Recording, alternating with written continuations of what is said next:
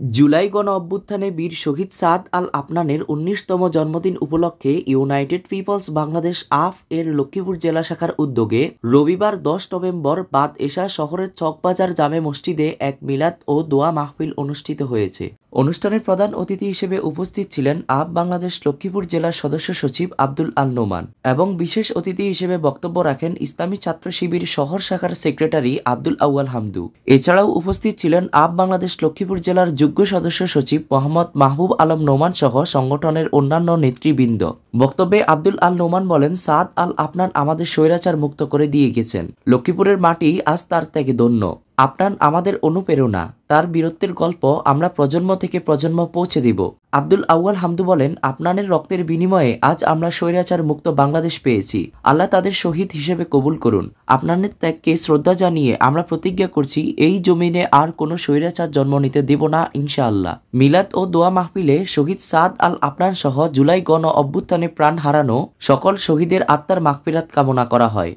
শহীদ সাদ আল আফনানের জন্মবার্ষিকী এই উপলক্ষে আমরা ইউনাইটেড পিপলস বাংলাদেশ বা আপ বাংলাদেশ থেকে সামান্য দোয়া আয়োজন করি।